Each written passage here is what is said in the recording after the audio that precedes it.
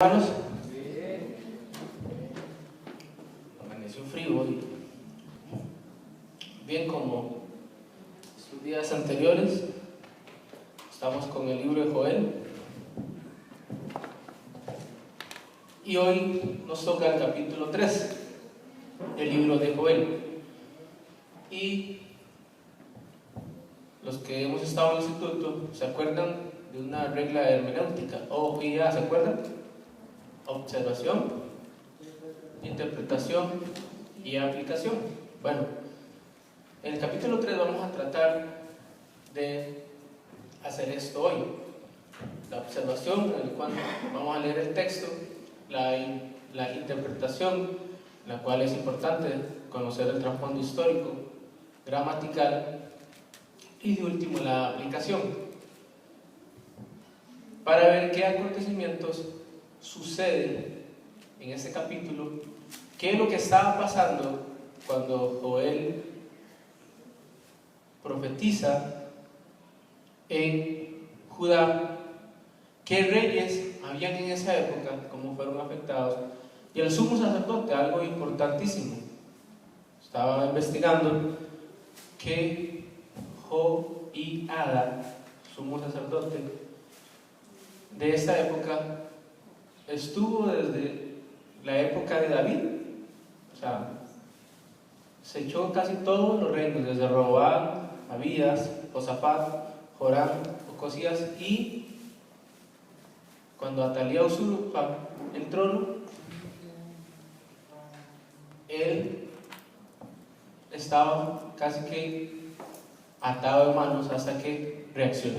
Entonces acompáñenme al capítulo 3 del libro de Joel. Cuando lo tienen se pone en pie. Versículo del 1, capítulo 3 del 1 al 10. Dice la escritura. ¿Todos lo tienen? Ok, dice: porque he aquí que en aquellos días, en aquel tiempo, en que haré volver la cautividad de Judá y de Jerusalén. Reuniré a todas las naciones y las haré bajar al valle de Josafat. Allí entraré en juicio contra los pueblos en cuanto a mi prioridad, mi pueblo Israel, pues lo dispersaron entre las naciones y se repartieron mi tierra. Y echaron suertes sobre mi pueblo, y dieron los niños por una ramera, y vendieron las niñas por vino para beber. Y también, ¿qué tengo yo contra vosotros, Tiro y Sidón, y todo el territorio de Filistea? ¿Queréis vengaros de mí? Y si de mí os vengáis, bien pronto haré yo recaer la paga sobre vuestra cabeza. Porque habéis llevado mi mano de oro,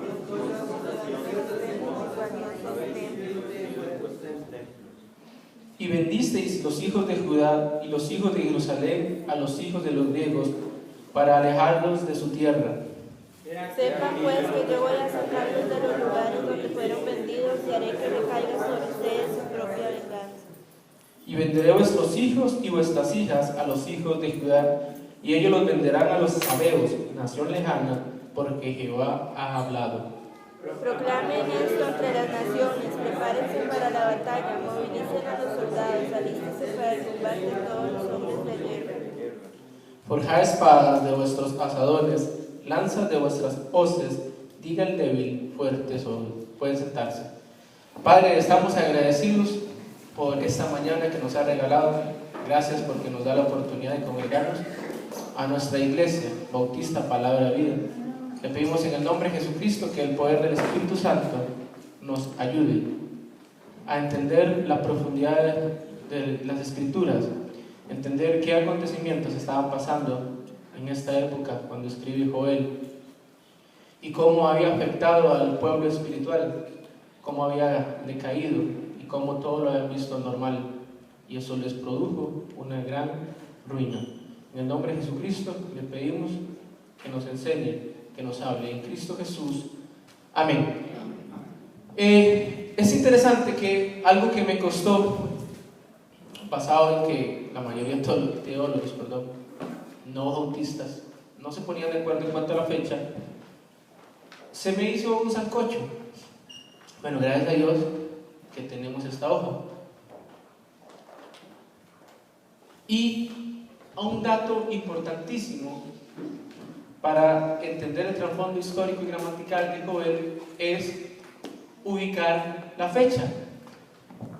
No sé usted, pero yo soy una de las personas que cuando ubico la fecha de un acontecimiento, me es más fácil entender lo que pasó alrededor. Bueno, Joel, profeta, está ubicado en la fecha 840, por ahí, antes de Cristo. Como bien, si usted ya lo ubica, se va a ubicar qué es lo que pasa ahí, ¿verdad?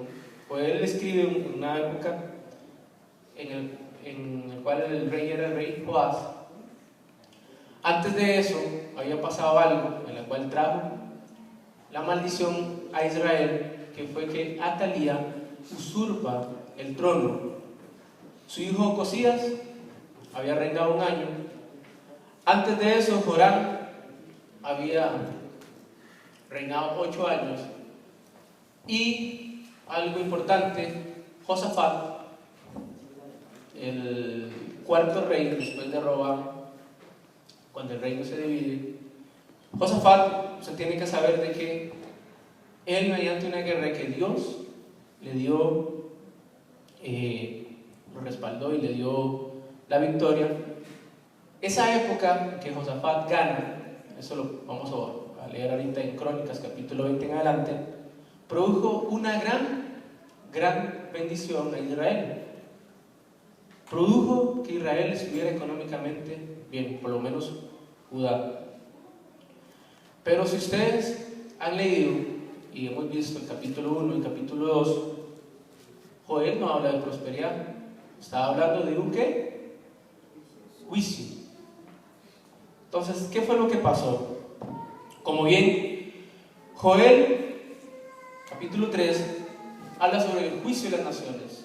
Como les dije, vamos a entender el trasfondo histórico. Joel, en el capítulo 3, habla sobre el juicio de las naciones, se ubica en el 840, entonces no para esa época no estaba lo que se conocían como imperios. Siria o Asiria no eran potencias como Egipto, sino que Joel escribe en las famosas guerras palestinas. ¿Qué eran las guerras palestinas? O los problemas palestinos. Los problemas palestinos eran los vecinos de Israel que por desobediencia, eso lo vamos a ver, cuando José ubicó los territorios que debían conquistar, algunos de estos no hicieron caso. Y lo que hoy en día es, bueno, lo que habla el capítulo 3, versículo 4, Sidón, los sidonios, conocidos después por conocidos como los fenicios, provocaban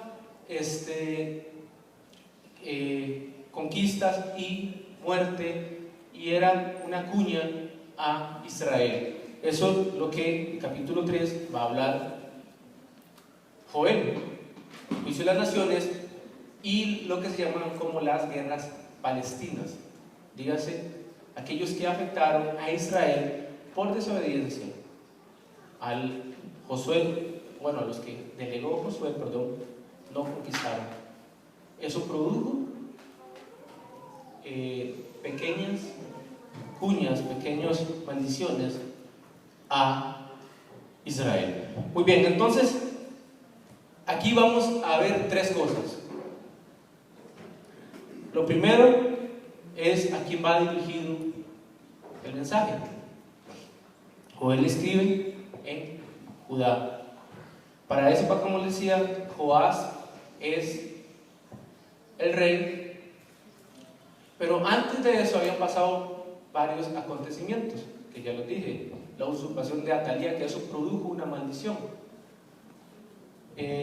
Su hijo Josías solo había reinado un año. Joram, dice Crónicas, que cuando agarró el reino, empezó bien y se desordenó. Josafat, como les dije antes, fue el que trajo bendición, por decirlo así, prosperidad a Israel. Pero, ¿qué hemos leído en el capítulo 1? Dice que vino una plaga y ¿qué? Desoló Israel, langostas, otras cosas. Capítulo 2, Joel habla de una profecía que pasó en capítulo 2 de Hechos y sigue hasta la gran tribulación. Pero en el capítulo 3, que nos vamos a ubicar, vea lo que dice, capítulo 3, versículo 1 en adelante. Porque he aquí, en aquellos días y en aquel tiempo, en que haré volver la cautividad de Judá y de Jerusalén, reuniré a todas las naciones y las haré descender al valle de Josafat. Este valle tiene varios nombres, ¿se lo sabe? Meraca, Josafat, Decisión, falta. Tiene otros nombres. Para entender esto, el valle de Josafat dice: allí entraré el juicio y con ellas causa de mi pueblo. Por eso les dije, había que ubicar a Joel en el tiempo para no perderse lo que pasó aquí. Acompáñenme a Crónicas capítulo 20 para que usted vea por qué es que Joel está ubicado en el 840.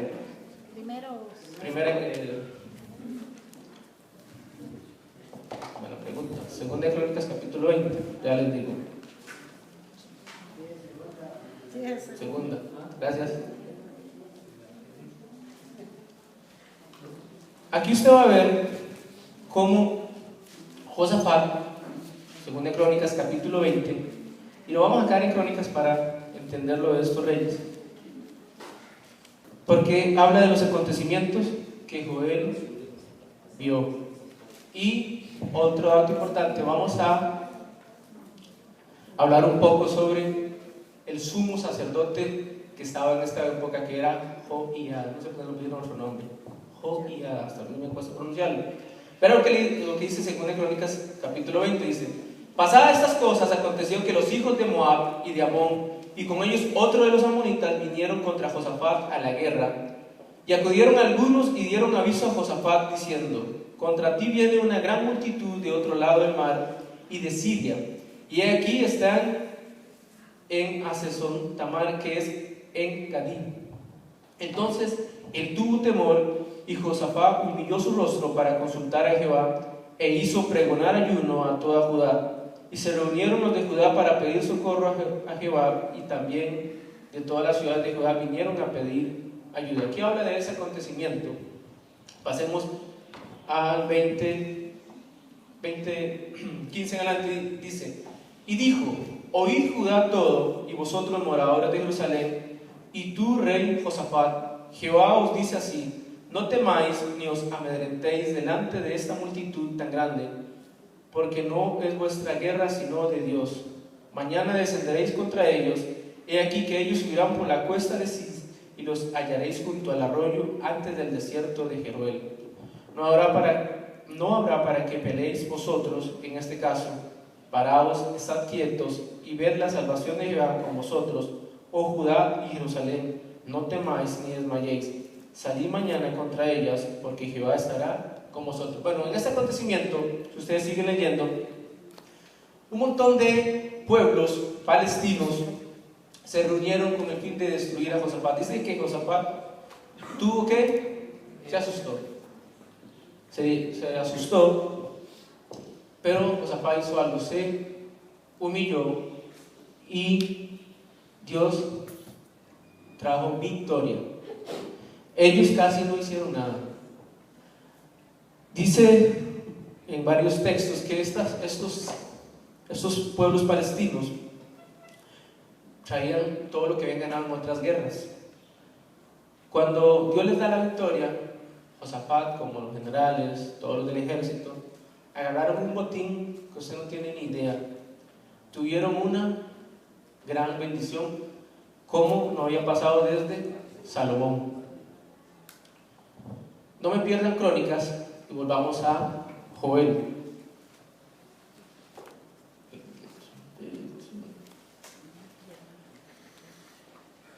Y vea lo que sigue diciendo libro de Joel, perdón. Dice versículo 2: reuní a todas las naciones y haré descender al valle de Josafat, y allí entraré en juicio con ellas a causa de mi pueblo y de Israel mi heredad, a quien ellas esparcieron entre las naciones y repartieron mi tierra. Aquí usted tiene que entender dos cosas. Bueno, ¿qué es el valle de Josafat? ¿Qué es lo que pasó? Ya se le llamó así. Y Joel está hablando algo profético que va a suceder cuando, al final de, no estamos seguros, ¿verdad? Joel habla también cuando, antes de la destrucción de Israel, antes de que Cristo venga, todas las naciones se van a reunir en este monte con el fin de, perdón, no es un monte, gracias, en este valle, con el fin de destruir Israel, y Jesucristo mismo va a pelear. No, Jesucristo no ocupa pelear. Pedro, o como otros dicen que Jesucristo nada más dice, bueno, cáigase muerto. Él no ocupa pelear. Nada más por el poder de su boca les dice cáigase muertos. Versículo 3 dice: y echaron suerte sobre mi pueblo, y dieron los niños por una ramera, y vendieron las niñas por vino para beber. Y en el versículo 4 va a hablar, como les decía, de Sidón. Tiro y Sidón. Ahora, ¿qué era Sidón? Sidón queda al noroeste de Judá o de Israel. Y bíblicamente esa parte le pertenece a Israel. Pero ¿qué pasó? Que este pueblo, los sidonios, que eran comerciantes, llegaran a molestar a Israel. Bueno, Sidón es uno de los pueblos más viejos que existen. Acompáñeme en libro de Génesis, capítulo 10, versículo 15, para que usted vea quién era este pueblo. Era descendiente de Canaán. Y Sidón significa tierra de peces o tierra de pesca. Sidón en esa época era conocido por dos puertos importantísimos, en la cual producían una economía grandísima. Aquí usted tiene que entender algo. Cuando Joel habla, el pueblo de Judá está muriéndose de hambre, en juicio, pero los sidonios estaban prósperamente bien, antes de unos juicios que les pasó a Sidón, que está en la Biblia, pero no vamos a llegar a eso. Ahora, ¿qué era esta ciudad Sidón? ¿Qué dice Génesis 10:15? Canaán engendró a Sidón, primogénito, a Het. ¿En español? Es que no lo entendí. Otra vez, por favor. Y Canaán engendró a Sidón, su primogénito, a Het. Ok, excelente. Y a Het. Y a Het, ok, gracias. Dice los escritos judíos que este personaje Sidón llegó a esta tierra y le llamó Sidón o tierra de peces, y empieza el comercio. Cuando Israel sale de Egipto y Dios le dice que tiene que conquistar, Josué había delegado en un personaje esa tierra que tenía que conquistar. Pero vamos a ver qué pasó. Acompáñenme al libro de Josué, capítulo 19, versículo 28, para que usted vea qué es lo que al que delegaron hizo o no hizo. Bíblicamente, como les decía, Sidón pertenece a Israel, pero por desobediencia de algo que se le había delegado a hacer, creo que se llama, ya les digo. Capítulo 19, versículo 28.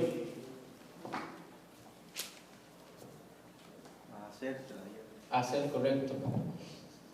Hacer, Josué le había delegado que tenía que conquistar Sidón. Vea lo que dice versículo 19 del 28 adelante. Vamos a leer desde el 26. Dice 27, perdón. Después da la vuelta hacia el oriente a Bet-Dagón y llega a Zabulón al valle de Jepse, al norte de Bet-Emed y a Neí, un montón de nombres, y sale a Kabul al norte, y abarca a Abrón, Rehob, Amón y Caná hasta la gran Sidón. De allí está el límite, tuerce hacia Ramat y hasta la ciudad fortificada de Tiro, y gira a Osa, y sale al mar desde el territorio de Absid. Abarca también Umá, Afet, eso es allá igual al norte de Israel. Rehob, 22 ciudades con sus aldeas. Esta es la heredad de la tribu de los hijos de Aser, conforme a sus familias, estas ciudades con sus aldeas. La sexta suerte correspondió a los hijos de Neftalí conforme a sus familias, y abarcó su territorio desde Elef. Bueno, ahí. Ahora vayámonos a Jueces capítulo 1, para que usted vea lo que sucedió. A Aser se le delega que tenía que conquistar esta tierra llamada la tierra de los Sidonios. Jueces capítulo 1,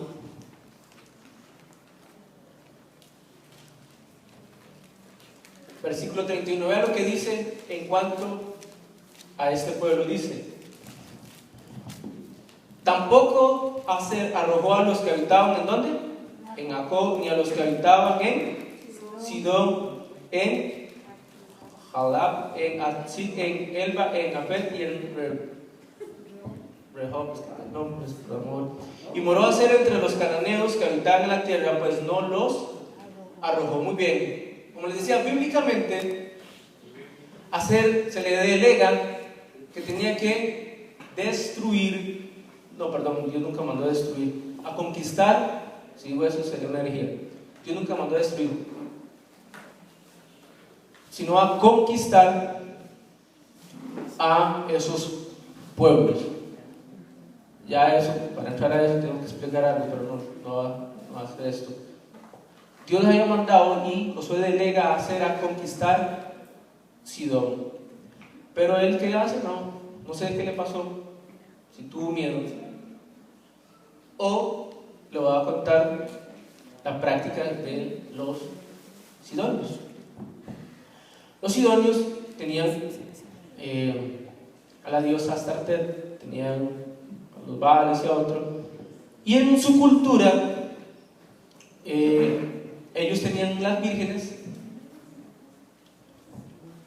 y los cananeos o las personas venían, fecundaban a las vírgenes, se esperaban un año, y cuando el niño tenía 3 meses, ¿qué creen ustedes que hacían? Lo sacrificaban, correcto, los quemaban, los sacrificaban a Moloch. Ese era uno de los sacrificios o de las fiestas paganas, de los sacrificios paganos que hacían los sidonios. Eran atroces, eran personas que estaban endemoniadas y tenían culturas que hoy en día nos espantarían. Aparte de eso, eran muy dados, como era un puerto, a las orgías, un montón de cosas que, por eso yo les digo, a Aser el hijo, vaya ahí, conquiste. Volvamos al libro de Joel.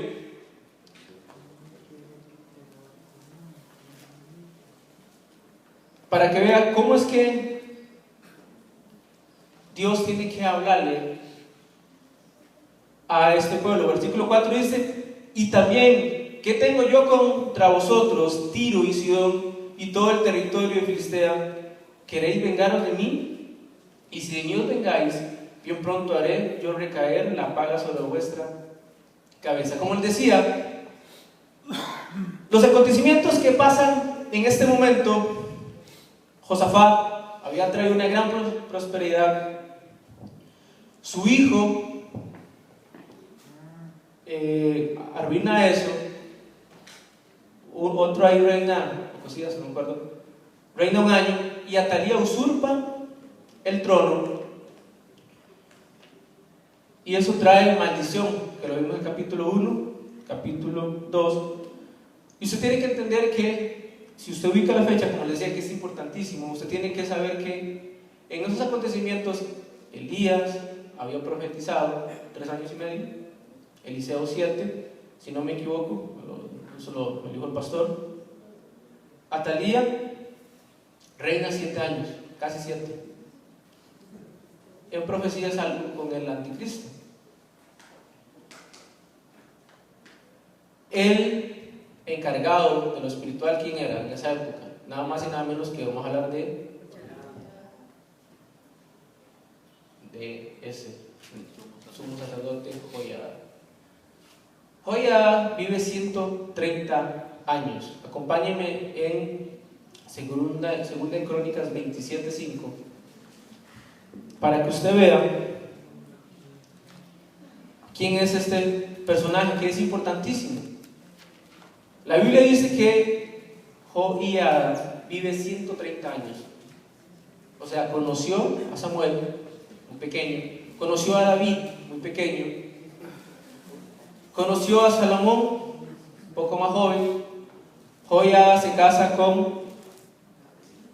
creo que con una hija de Ocosías, no me acuerdo,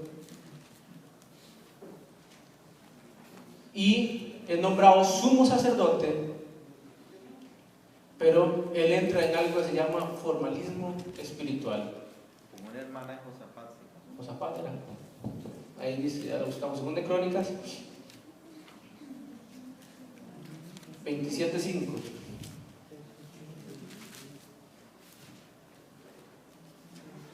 Para esta época, el sumo sacerdote, el hombre espiritual, el que tenía que dirigir lo espiritual, estaba muerto espiritualmente, por decirlo así. Joiada cayó en un letargo, en un formalismo religioso, obvio, sí actuó, perdón. Pero ¿qué pasó? Desde Josafat hasta Atalía, hasta Joás, el hombre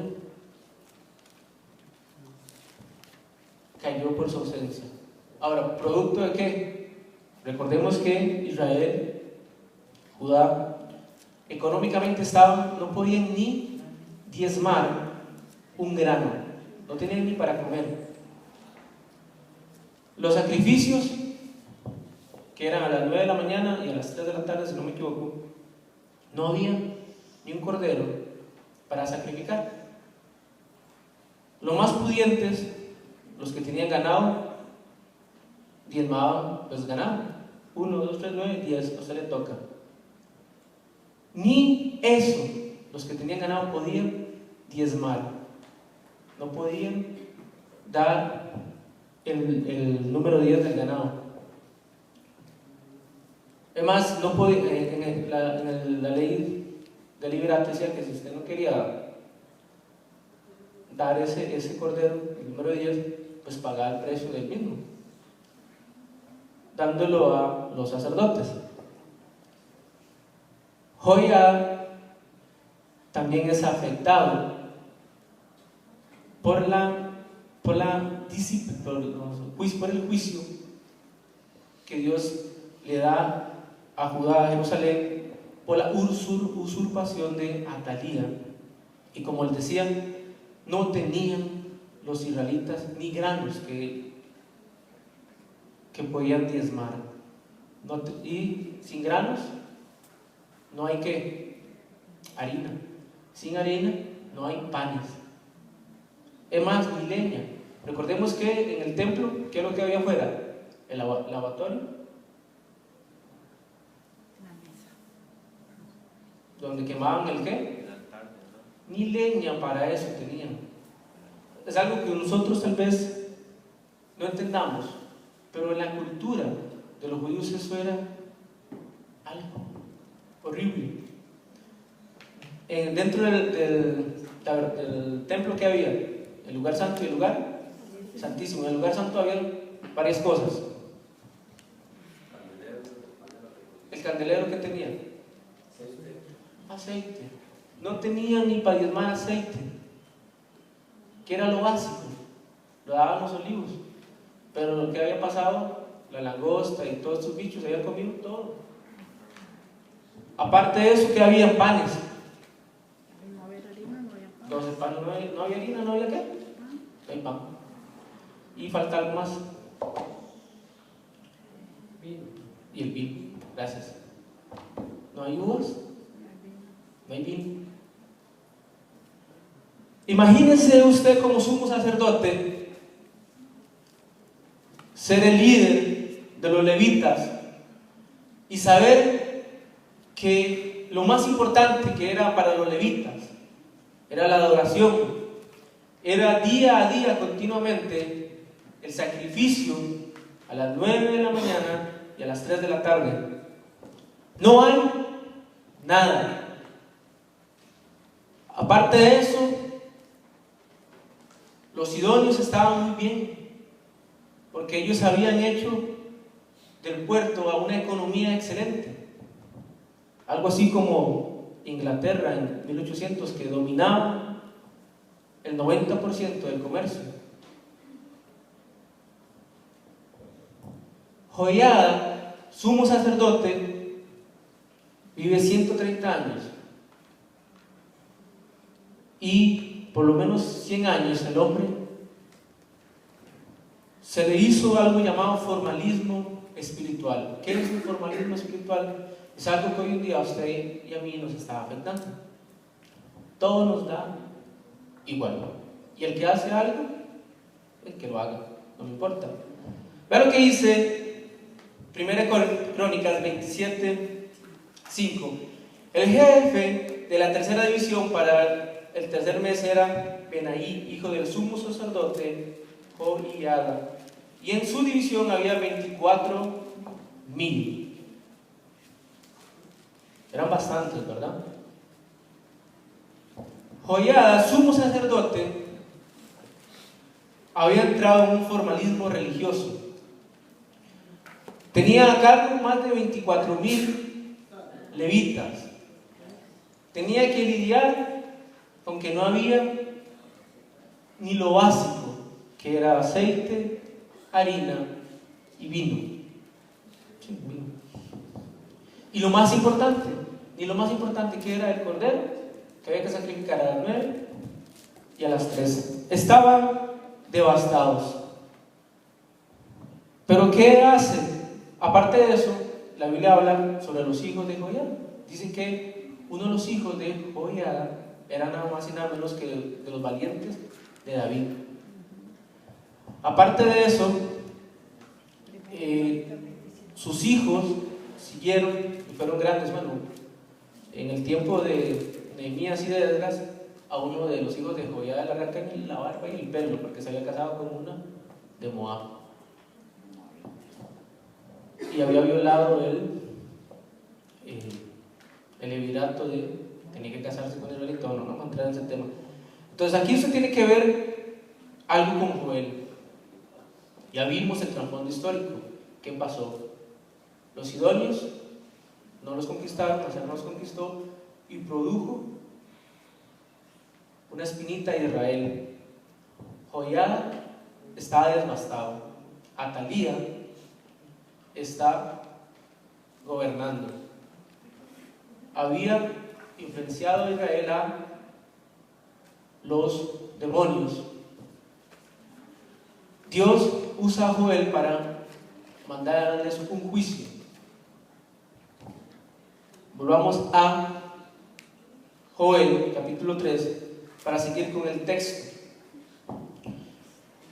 Versículo 5 dice: porque habéis llevado mi plata y mi oro y mis cosas preciosas y hermosas, metisteis en vuestros templos, y vendiste los hijos de Judá y los hijos de Jerusalén a los hijos de los griegos para alejarlos de su tierra. Como les decía, los sidonios, ¿a qué se dedican? Al comercio. Bueno, un comerciante vende hasta la mamá. Bueno, dicen, yo no sé. Ay, yo soy comerciante. Los sidonios habían llegado a tal punto que lo espiritual no les importaba y lo sagrado de los israelitas en varias ocasiones se metieron y hicieron negocio Aparte de eso, hicieron algo que va en contra del levirato, que va en contra de la cultura de los judíos, y es que, como estaban en pobreza los judíos extrema, venden a los hijos. ¿Se acuerdan de Naamán el sirio? Dice que Naamán el sirio tenía ¿qué? Lepra. Y uno de su esposa le dijo, es que una sierva judía me dijo que en Jerusalén hay un profeta. Ya para esa época se ve que los israelitas ya eran esclavos. Ahora usted dirá, esclavos. Bueno, no hace mucho, 1800 en Inglaterra y 1861, creo que no recuerdo, en Estados Unidos se quitó eso. Y si no me equivoco, hasta 1970 en algunos sitios de África se quitó la esclavitud. Entonces no tenemos noción de eso, pero vean los acontecimientos que están pasando en Israel, en Judá. Están pobres, no tienen para diezmar, no tienen lo básico. Habían entrado en un formalismo espiritual. Y los sidonios, buenos comerciantes, hacen esclavos a todo el mundo y dicen que se los venden ¿a quiénes? A los griegos. ¿Por qué a los griegos? Recordemos que los griegos eran la cuna de la filosofía, eran conocidos como los mejores pensadores. Entonces, un joven judío, aquí hago un paréntesis, si usted lee La guerra de los judíos, escrito por Flavio Josefo, él en un momento habla que cuando los romanos entran a Jerusalén en el 70, ellos dividen a los judíos en tres categorías. Los más grandes y robustos eran el trofeo, los llevaban de trofeo, algo muy propio de esa cultura. Entre los 14 y 13, los que se veían inteligentes los usaban de esclavos, pero para algo que ellos veían importante. De 13 hacia abajo eran esclavos de lo peor que podía existir en esa época, no sé. Yo en mi país diría, yo no haría esas dos cosas, no las voy a decir, porque muy duro. Ni esclavo, creo que me mato. Bueno, eso es lo que pasa en este tiempo. Entonces, los sidonios empiezan a a vender esclavos a los griegos. Vea lo que Dios habla sobre el 3:5. Porque habéis llevado mi plata y mi oro y mis cosas preciosas y hermosas metiste en vuestros templos, y vendiste los hijos de Judá y los hijos de Jerusalén a los hijos de los griegos para alejarlos de su tierra. He aquí, yo los levantaré del lugar donde los vendisteis, y volveré vuestra paga sobre vuestra cabeza, y venderé vuestros hijos y vuestras hijas a los hijos de Judá, sigue el comercio, y ellos los venderán a los sabeos, nación lejana, porque Jehová ha hablado. Proclama esto entre las naciones, proclama guerra. Y vea lo que dice el versículo 10. Forjad espadas de vuestros asadones, lanzas de vuestras hoces, diga el débil, fuerte soy. Y aquí nos vamos a ir de nuevo a Joiada. Joiada duró por lo menos unos 100 años, por lo que yo pude investigar ahí, relajado. Ahí un formalismo religioso. No sé qué pasaba por la mente de este sumo sacerdote, pero él estaba devastado. Pero en un momento determinado, Joiada saca fuerzas de donde no las hay. Y volvamos a Crónicas, capítulo 21, 22 y 23, algunos versículos, para que usted vea que por más devastado que esté una persona, cuando agarra la promesa de lo que Dios ha hablado, puede hacer lo que Dios manda. Capítulo 20, 21 habla de Josafat, habla de los reyes, habla de Atalía, y vea lo que le pasa a Atalía. Leamos 23 del 19 en adelante.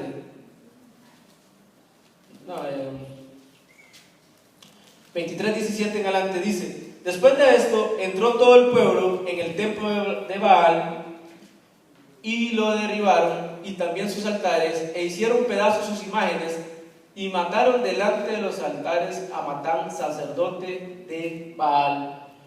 Luego ordenó Joiada los oficios en la casa de Jehová, bajo la mano de los sacerdotes y levitas, según David los había distribuido en la casa de Jehová, para ofrecer a Jehová los holocaustos, como está escrito en la ley de Moisés, con gozo y con cánticos, conforme a la disposición de David. Puso también porteros a las puertas de la casa de Jehová, para que por ninguna vía entrase ningún inmundo.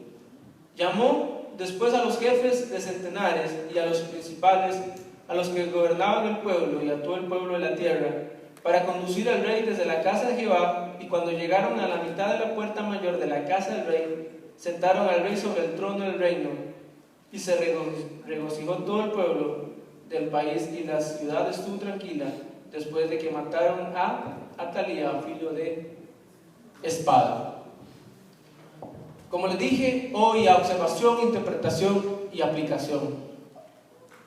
Hablar del trasfondo histórico, gramatical, de lo que pasó cuando Joel escribe, cómo se vio afectado Judá, Israel, los acontecimientos de los reyes tendríamos que hablar muchas horas, y nuestra iglesia no se acostumbra a eso. Ahora vamos a la aplicación.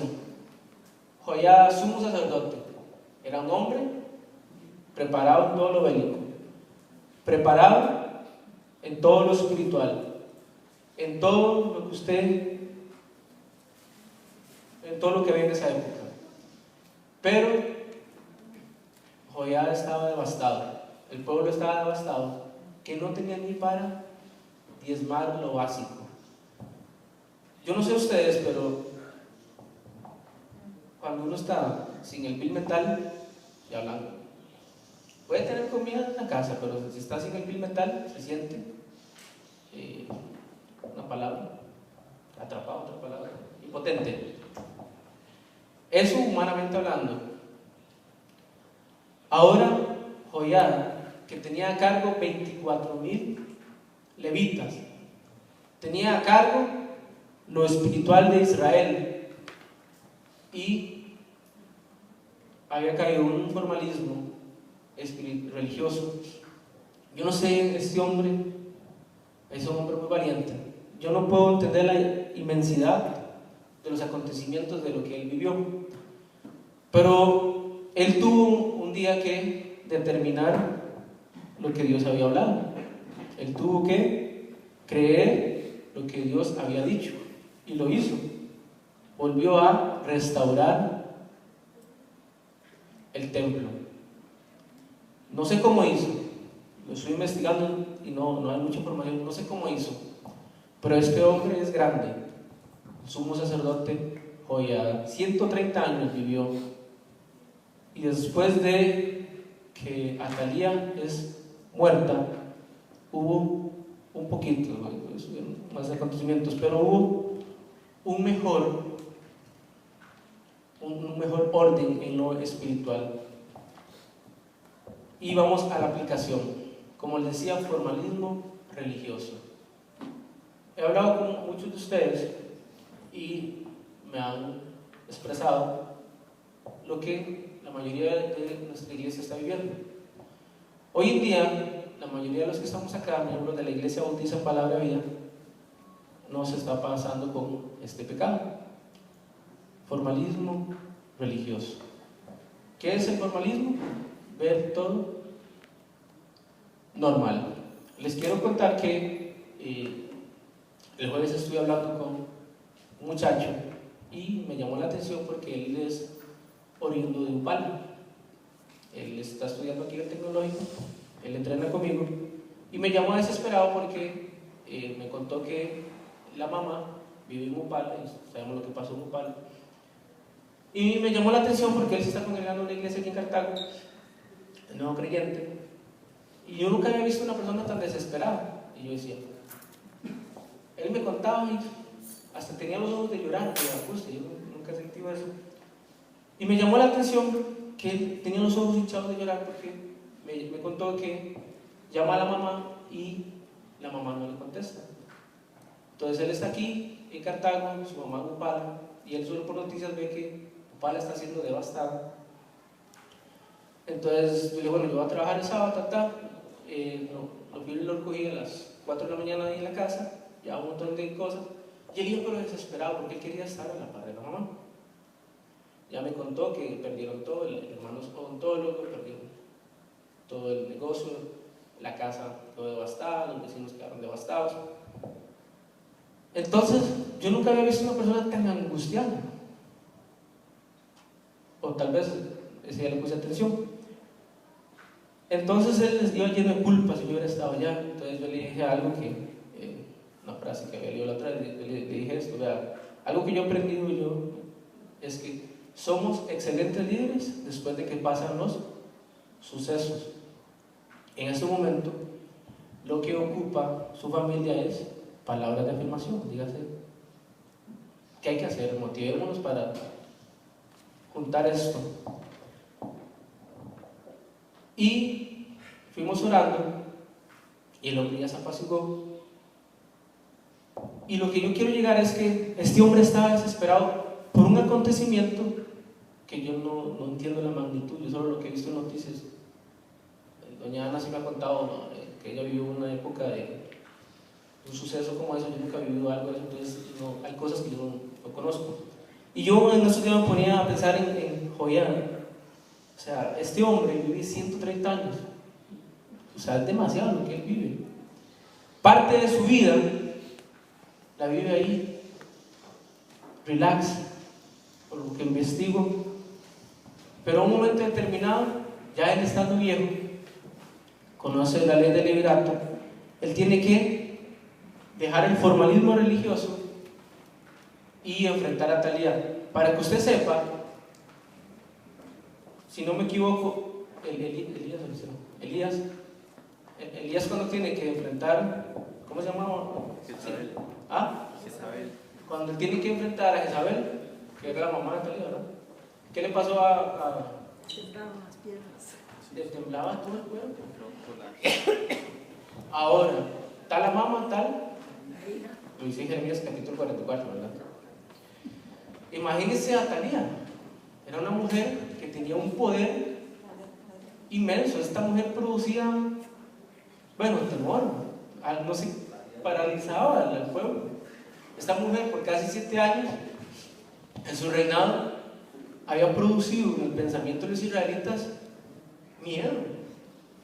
Pero Joiada, el sumo sacerdote, el representante de Dios, se levanta ahí, ¿qué hace?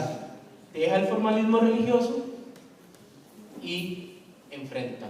Entonces, hermanos, aprendamos de Joiada. Joel habla mucho, habla sobre escatología, pero eso no es muy fuerte. Habla de este acontecimiento, cómo los israelitas estaban devastados. Hoy en día, la iglesia está igual. No crean que la iglesia, nosotros los que somos miembros, la mayoría estamos igual. Estamos igual. Un formalismo religioso. Pero eso es pecado, hermanos. Entonces aprendamos de Joiada. Joiada vivió 130 años. No creo que Dios nos permita vivir tanto, ¿verdad? Más dicen que después de los 60 se aburrió, bueno, no sé.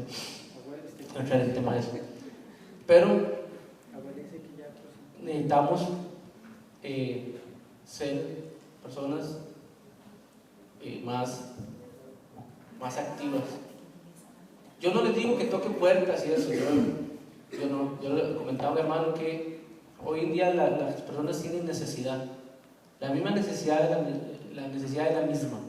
Muerte espiritual. Todas las personas que no han aceptado a Cristo están muertos en sus delitos y pecados. Hoy en día lo que yo he aprendido en evangelismo es que creo yo, eso es muy propio, que campañas, que tocar puertas, porque estamos en una época en la gente está asustada porque se les meten a robar y hay un montón de tramadores, entonces ya la gente no quiere abrir puertas. Hoy en día lo más importante que yo creo es que los que conocemos la Escritura sepamos cómo comunicarlo. Joiada conocía las Escrituras y él comunicó al pueblo eso, comunicó lo que él sabía de el Elohim, de Dios, y lo comunicó, y esas palabras produjeron que el pueblo surgiera y saliera de esa crisis. Personalmente, como les digo, yo soy de los que creo que hoy en día, como se ha perdido todo lo social mediante la tecnología, lo más importante es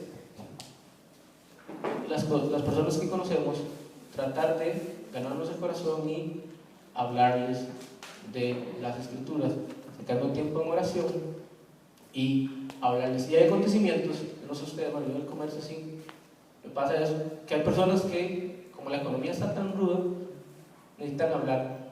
Bueno, yo, como les he dicho antes, mínimo una persona por semana atiendo y me da la oportunidad de hablarles de que hay que escucharlos 5 horas, escuchando sus quejas económicas, pero cuando ya dice el pastor, cuando ya sueltan todo, y ahora sí, Jesucristo, eso se ha perdido mucho, a Cristo y a este crucificado. Entonces, hermanos, aprendamos de Joiada, 130 años, un lapso de tiempo, Dios le permitió, por decirlo así, ahí letargado, un formalismo religioso, pero él tenía una responsabilidad, nada más y nada menos que el sumo sacerdote. No sé si usted entiende la magnitud de ser el sumo sacerdote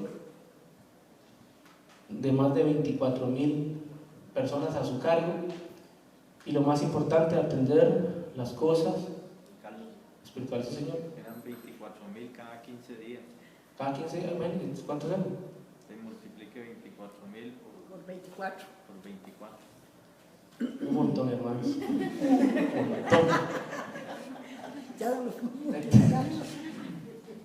Okay, es un montón. Entonces, imagínense, 24,000 cada 15 días. 12 por 48. 576,000. Como 600,000. Y restillo. 576. Sí, pero el sacerdote no está bien un montón. Imagínense, darles alimento. Bueno, Y no había nada. y no había nada. Bueno, hermanos, tratemos de ver el formalismo religioso como un pecado y recordemos solo 2 versículos. El que cubre sus pecados, más el que los. Primera de Juan 1:9. Si confesamos nuestros pecados. Él es fiel y justo para hacer. Y les voy a decir una cosa.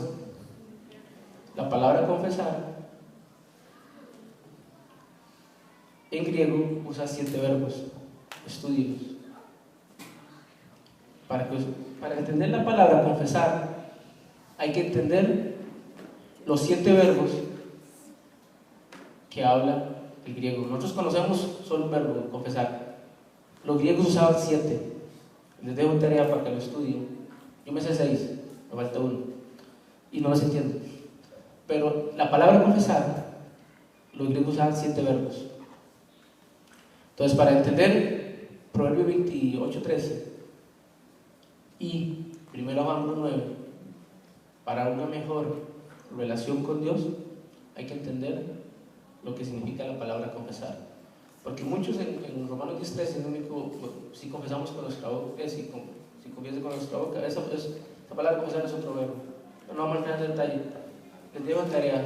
En griego, la palabra confesar usa 7 verbos que hay que entender, porque si no, usted no sabe ni cómo confesar ni cómo lidiar con Dios en cuanto al pecado. Oremos. Padre, estamos agradecidos por su palabra. Señor, Joel se lo utiliza en un tiempo de varios reyes, Señor. Joiada era el sumo sacerdote, Señor, en la cual no entendemos muchas cosas, pero qué gran responsabilidad tenía este hombre. 130 años vivió, Señor, en la cual hasta el final de sus tiempos pudo hacer algo. Sabemos que para la época donde Joel escribe, Israel, como Judá, estaban devastados, Señor. Juicio, Señor, por la usurpación de Atalía. Los sidonios estaban prósperamente bien, y ellos, al no ser expulsados por hacer, Señor, produjo que se contaminaran los israelitas. Aún Salomón se casó con una sidonia, Señor, y eso trajo maldición también a Israel. Le pedimos en el nombre de Jesucristo que nos ayude con el pecado del formalismo religioso, que nada nos importa, que ya nada, todo nos da igual, Señor. Pecado que tenemos que confesar, Señor, y ser limpiados, Señor, por la obra que Cristo hizo en la cruz de Calvario. Somos salvos, pero necesitamos confesar. En Cristo Jesús, amén.